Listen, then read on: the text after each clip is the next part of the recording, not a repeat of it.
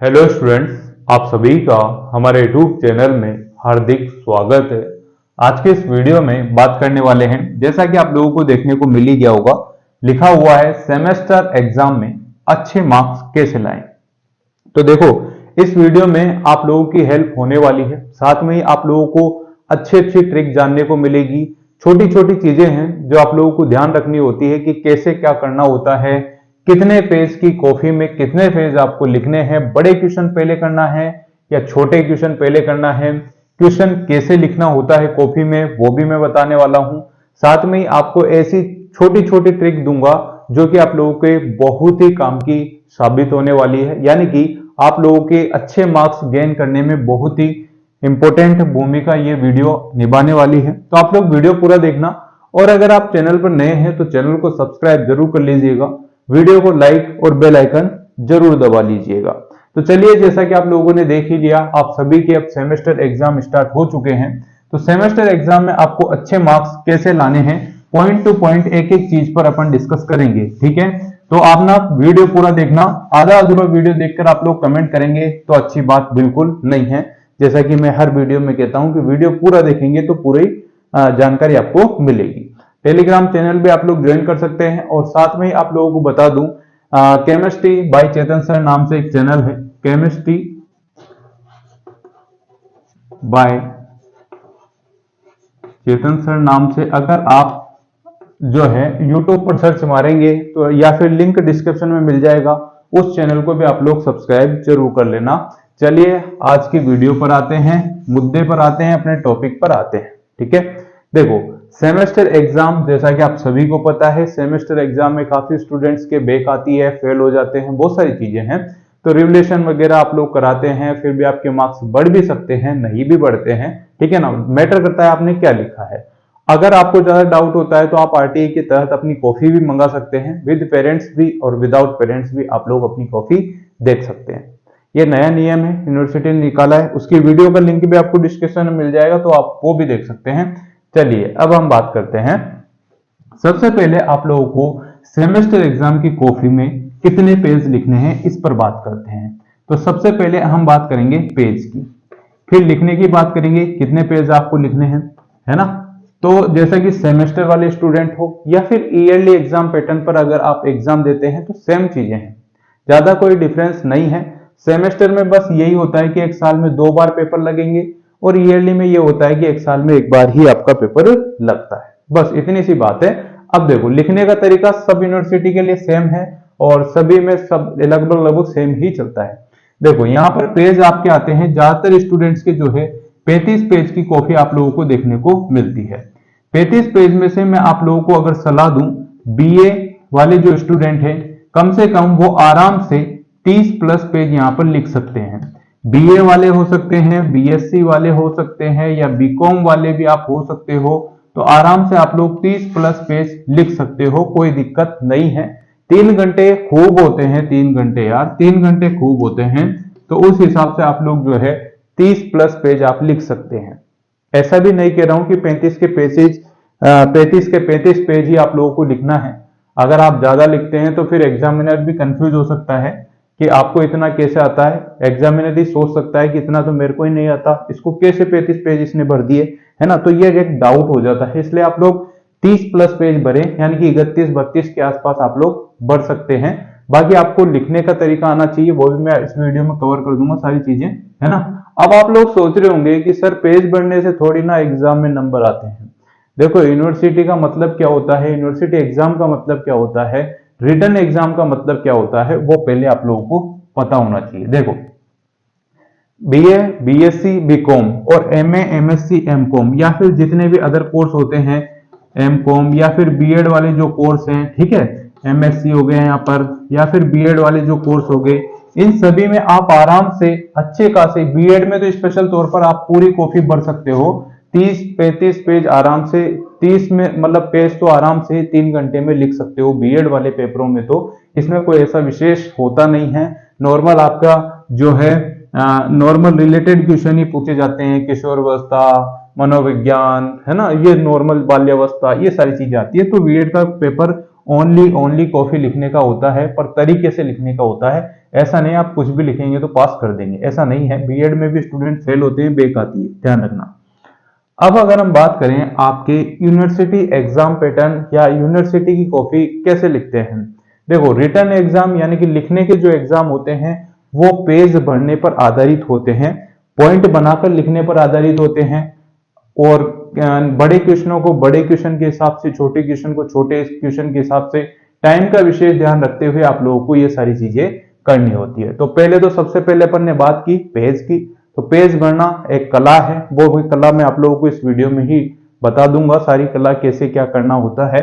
पहले आप लोग यहाँ देखें कि पेज आपको कम से कम 3 घंटे में 30 प्लस पेज भरने हैं, चाहे आप BA, BSc, BCom, MA, MSc, MCom, BEd, MEd या जितने भी कोर्स आपके चलते हैं कोटा यूनिवर्सिटी के अंतर्गत या अदर यूनिवर्सिटी के अंतर्गत भी, तो आप सभी को पेज भरना आना चाहिए। पेज भरने का मतलब कैसे भरना है इस पर बात करते हैं, फिर बात करेंगे हम क्वेश्चन कैसे हल करने हैं, बड़े पहले छोटे पहले कैसे, है ना। तो पेज कैसे भरना है आ जाओ। अब जो तरीका मैं आप लोगों को बताने वाला हूं वो है कॉफी लिखने का तरीका। क्या? कॉफी लिखने का तरीका, ठीक है ना। कॉफी लिखने का तरीका मैं आपको बता देता हूं, और यह तरीका बहुत बेस्ट है, और इस तरीके से ही आप लोगों को कॉफी लिखनी होती है, ठीक है ना। और इस तरीके से आप लिखेंगे तो कहीं भी आप लोग मात नहीं खाएंगे, चाहे फिर आप मतलब आप रिटन एग्जाम कोई सा भी दें, कोई सी भी परीक्षा का दें, प्रतियोगी परीक्षा, मेंस वगैरह, आप किसी भी एग्जाम को दे सकते हैं। देखो जैसा कि आप लोगों के सामने ये कॉफी का पेज है, देखना एक बार, व्हाइट कलर का पेज आएगा, व्हाइट कॉफी आती है आपकी, ये मान लो आपका पेज है पूरा। अब बच्चे क्या करते हैं जिनकी राइटिंग बिल्कुल बारीक बारीक है, तो देखो पहली बात ये याद रखना, ये डायलॉग है, ये डायलॉग ध्यान रखना, न चींटी की तरह न हाथी की तरह, न चींटी की तरह न हाथी की तरह, चलना है घोड़े की तरह, मतलब लिखना है घोड़े की तरह, चलने को हटाओ, यहां पर लिखना है घोड़े की तरह, लिखना है घोड़े की तरह, और लगना है किसकी तरह, लिखना है घोड़े की तरह, और लगना है, और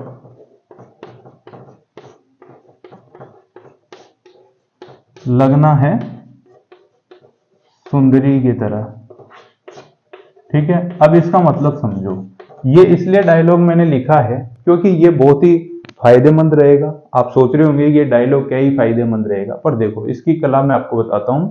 आप लोगों को ना तो चींटी की तरह लिखना है, राइटिंग आपकी ऐसी होनी चाहिए, ना चींटी की तरह लिखना है ना हाथी की तरह लिखना है, लिखना है घोड़े की तरह, मतलब स्पीड पे लिखना है, पर साफ सुथरा भी लिखना है ना, जैसे घोड़े वगैरह साफ सुथरे भी रहते हैं और स्पीड पे भी चलते हैं, और लगना है सुंदरी की तरह। समझ गए होंगे आप बात को। लगने का मतलब आपकी कॉफी जो है इस तरीके से लगनी चाहिए कि कोई भी देखकर चौंक जाएगी, वाह यार कितनी प्यारी कॉफी लिखी है, कितनी अच्छी राइटिंग है, समझ रहे हो। अब बहुत सारे स्टूडेंट कहेंगे सर हमारी राइटिंग तो शुरू से ही गंदी थी, अब हम क्या करें। तो ऐसी कोई विशेष बात नहीं है, प्रैक्टिस आप करते हैं तो अच्छी राइटिंग हो जाती है।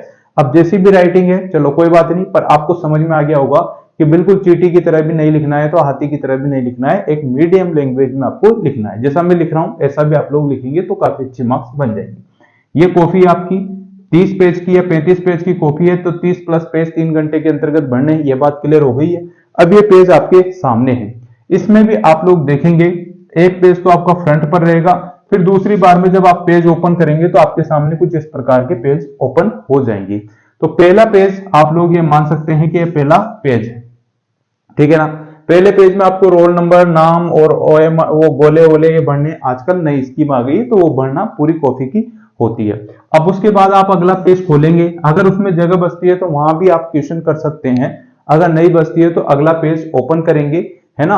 ओपन करने के बाद आपको पूरी ये खाली सीट दिखेगी, इसके यहाँ पर आप लोगों को स्केल से अगर 2 लाइन होकर आती है पिंक कलर में या ब्लू कलर में तो ठीक है, नहीं होकर आती है तो आप इस टाइप से लाइनें खींच सकते हैं। फिर यहाँ पर जो है आप लोगों को क्वेश्चन नंबर 1 यहाँ पर लिखना है, कौन से पार्ट का कर रहे हो वो भी आप लोग लिख सकते हैं, ऊपर ही ऊपर पार्ट सी। सबसे पहले आपको जो है वो भी बता देता हूं। सबसे पहले आप लोगों को निबंधात्मक जो क्वेश्चन आते हैं ना, निबंधात्मक, उस पर ज्यादा फोकस करना है। क्योंकि बच्चा क्या करता है, स्टार्टिंग के पहले क्वेश्चन से ही स्टार्ट हो जाता है, जो कि एक गलत बात है। रिटन एग्जाम जो होते हैं, लिखने वाले जो एग्जाम होते हैं, उसमें जो बड़े क्वेश्चन है वो बड़े मार्क्स देंगे, उससे छोटे वाले छोटे मार्क्स देंगे, और सबसे छोटे वाले जो है छोटे और ज्यादा छोटे मार्क्स देंगे। सबसे पहले पार्ट सी यानी कि निबंधात्मक क्वेश्चन आपको करने हैं। अगर 6 क्वेश्चन आए हैं तो 3 करने होते हैं, अथवा में आते हैं, आप लोग पढ़ के सारी चीजें कर सकते हैं। तो पहला क्वेश्चन मान लो यहां पर क्वेश्चन नंबर 12 है, तो क्लियर आपको क्वेश्चन नंबर 12 ऐसे लिखना है, बिल्कुल साफ सुथरा। इसके बाद आपको यहां पर लिख देना है आंसर नंबर 12, ठीक है ना। अब जो आंसर नंबर 12 है आपका, आपको लगता है कि अथवा में जो क्वेश्चन दे रखे हैं 2 हैं, तो उसको यहां पर जो अब से स्टार्ट हो रहा है उसको डेड करके होता है, ऐसा लिख सकते हो आप लोग, होता है, ठीक है। इसका मतलब वो है कि समझ जाएगा कि ये वाला क्वेश्चन इसने करा है। अब यहां से आप अपने हिसाब से लिख सकते हो। फिर यहां से आप लिख देना जो भी आपको, मान लो आपसे पूछा गया। अब इस कॉफी को अपन ओपन करेंगे, पूरी कॉफी को अपन ओपन करके पूरे बोर्ड को मैं एक पेज समझ के पूरी आपको बताने वाला हूं। तो आपने सबसे पहले तो क्या करा, यहां पर पार्ट लिखा, पार्ट सी। पार्ट सी के क्वेश्चन आप करने वाले हैं। यहां पर आप लोग ऐसे लिख सकते हो, प्रश्न संख्या, प्रश्न 10, ठीक है, जितने नंबर का हो यहां पर लिखोगे क्या, उत्तर 10। अब इसके बाद आपसे पूछा गया है कि शिक्षा किसे कहते हैं, शिक्षा के प्रकार बताइए। तो आपको पता होना चाहिए कि जब निबंधात्मक क्वेश्चन आपसे पूछा गया है तो इसका मतलब आपको कम से कम 5 या 6 पेज दोनों साइड के मिलाकर बढ़ने होते हैं निबंधात्मक में। और अगर आपसे लघुतरात्मक पूछा गया है तो कम से कम 2-3 पेज तो आपको दोनों तरफ के मिला के बढ़ने होते हैं। अति लघुतरात्मक में ओनली 2-2 लाइन लिखनी होती है, ज्यादा नहीं लिखनी होती है। और सबसे पहले आप लोग निबंधात्मक क्वेश्चन करेंगे, फिर लघुतरात्मक, और फिर अति लघुतरात्मक जब करेंगे आपके पास 3 घंटे होते हैं। उसका पूरा बता दूंगा अभी मैं, 3 घंटे कैसे कवर करने हैं। पहले देखो कि आप कैसे लिखना है। प्रश्न संख्या 10, उत्तर संख्या 10, यहां पर आपकी 2 लाइनें जो आप खींचेंगे वो हो ही जाएगी। फिर देखो, शिक्षा किसे कहते हैं, मान लो हमारे चारों ओर पाए जाने वाले कॉपी किताब या जो भी आपके दिमाग में है, मतलब है ना, आपने जो पढ़ा है उसके हिसाब से लिखोगे, सीरीज वीरीज या नोट से पढ़ा है जो। मैं तो आपको एक हिंट दे रहा हूं कि हमारे चारों तरफ पाए जाने वाले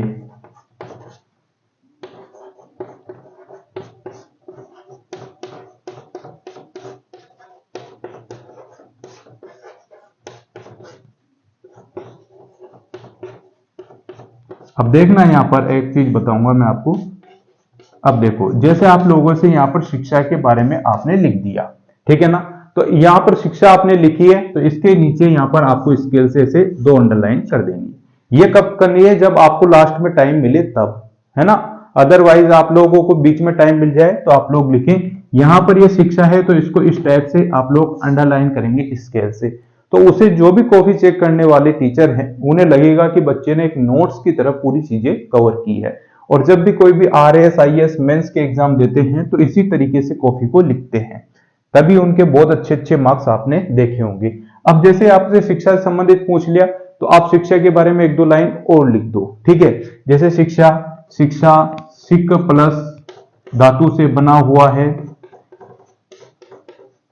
इसका अर्थ यह होता है, ठीक है, बना हुआ है। इतनी जगह ही आपको छोड़नी है, इसका अर्थ यह होता है, ऐसे लिख दोगे।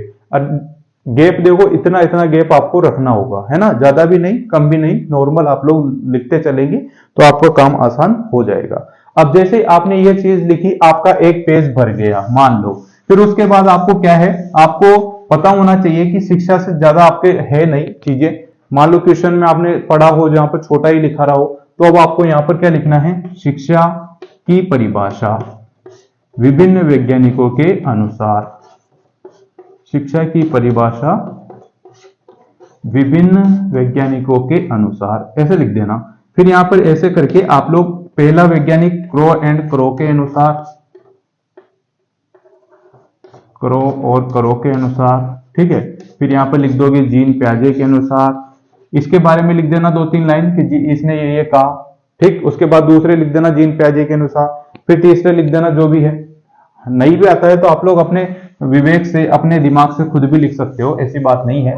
एक आध इधर उधर भी हो जाए तो कोई वो फर्क नहीं पड़ता कि हाँ भाई कोई अलग गलत हो गया हो। इसके बाद आपको लिखना है शिक्षा के प्रकार। इसके बाद क्या लिखना है? शिक्षा के प्रकार। अब जैसे ही आप लोग शिक्षा के प्रकार लिखेंगे तो आप क्या करोगे, यहां पर या तो अंडरलाइन करोगे, है ना, या फिर ऐसे लिख दोगे, ये अंडरलाइन करके ऐसे लिख दोगे। फिर इसके नीचे आपको ऐसे डायग्राम टाइप में शिक्षा के प्रकार बताने होते हैं। देखो यहां पर जैसे कि भौतिक शिक्षा, ठीक है ना, मैं आपको एक हिंट दे रहा हूं भाई, है ना, हिंट दे रहा हूं, आप लोग एग्जैक्ट मत मान लेना कि ऐसे ही ये लिख के आ जाओ। अगर ऐसे क्वेश्चन आ जाए तो आप पढ़ के जाओगे, उस हिसाब से लिखना है। फिर इसको ऐसे भौतिक शिक्षा को इस टाइप से डायग्राम बनाकर फिर इधर यहां लिख दोगे शारीरिक शिक्षा, ठीक है। पूरा पूरा आपको लिखना है, मैं तो आपको समझाने के हिसाब से बता रहा हूं। मानसिक शिक्षा, ठीक है, इसको मानसिक शिक्षा लिख दो। अब इसको भी ऐसे अंडरलाइन कर दो, ऐसे गोल गोल कर दो, ऐसे पैराग्राफ बनाकर आप लोग, ये डायग्राम हो गया इसका, प्रकारों के बारे में आपने डायग्राम के तौर पर बता दिया। अब बात क्या होती है शिक्षा के प्रकार के बारे में, अब एक एक प्रकार अपन लिखेंगे, एक एक प्रकार लिखेंगे। तो देखो पहला प्रकार अपन ने पढ़ा था कौन सा, मान लो भौतिक शिक्षा, तो यहां पर ये भौतिक शिक्षा लिख दिया, ठीक है ना। भौतिक शिक्षा लिखने के बाद आप लोगों ने यहाँ पर ये लिख दिया, स्केल से ऐसे कर दोगे, इसके बारे में दो चार लाइन लिख दोगे।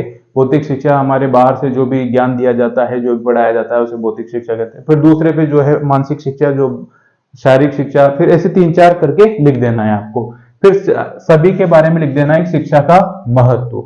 आपसे पूछा गया है शिक्षा किसे कहते हैं, शिक्षा के प्रकार बताइए, पर आपको कॉफी भी तो बढ़ना है। तो सबसे पहले आप लोग निबंधात्मक प्रश्न करेंगे, है ना। पैटर्न मैंने बता ही दिया आपको कि कैसे आपको लिखना है, ध्यान रखना है। निबंधात्मक पहले करेंगे, फिर लघुत्तरात्मक करेंगे। अगर किसी के अति लघुत्तरात्मक क्वेश्चन नहीं आते हैं तो कोई बात नहीं, पहले लघुत्तरात्मक, फिर निबंधात्मक के बाद लघुत्तरात्मक करेंगे, फिर अति लघुत्तरात्मक आपको करने हैं, ठीक है ना। ये बात आपको ध्यान रखना है। टाइम कैसे क्या मैनेज करना है उसकी बात करेंगे। आपके पास मिलेंगे आपको 3 घंटे, है ना, 3 घंटे आपको मिलेंगे। सबसे पहले आपको निबंधात्मक क्वेश्चन यानी कि पार्ट सी वाला ऑप्शन देखना है, फिर बी वाला ऑप्शन जो लघुत्तरात्मक है, और ए वाला ऑप्शन आपके ये वाला जो निबंधात्मक पोर्शन है आपको 30 नंबर के आसपास देता है। ये वाला जो है आपको थोड़ा कम देगा, फिर ये वाला आपको 10 नंबर के आसपास ही देता है, दो दो लाइन एक एक लाइन। तो सबसे ज्यादा आपको टाइम देना है इस वाले पोर्शन में। इस वाले पोर्शन में आपको कम से कम 1 घंटा या 1.5 घंटा आप लोग दे सकते हैं। 1.5 घंटा आपको इसमें देना है, 1 घंटा या सवा घंटा आप लोग इसमें दे सकते हैं, सवा घंटा आप लोग इसमें दे सकते हैं। और इस वाले क्वेश्चन में ओनली 15 मिनट लास्ट में देना, यानी कि 15 मिनट में आपको इसके एक एक लाइन के, दो दो लाइन के क्वेश्चन करने होते हैं। क्वेश्चन आपको सारे ही करने हैं, ये बात ध्यान रखना, एक भी क्वेश्चन आपको नहीं छोड़ना है ना, क्योंकि नेगेटिव मार्किंग आपकी होती नहीं है तो क्वेश्चन आपको छोड़ना नहीं चाहिए।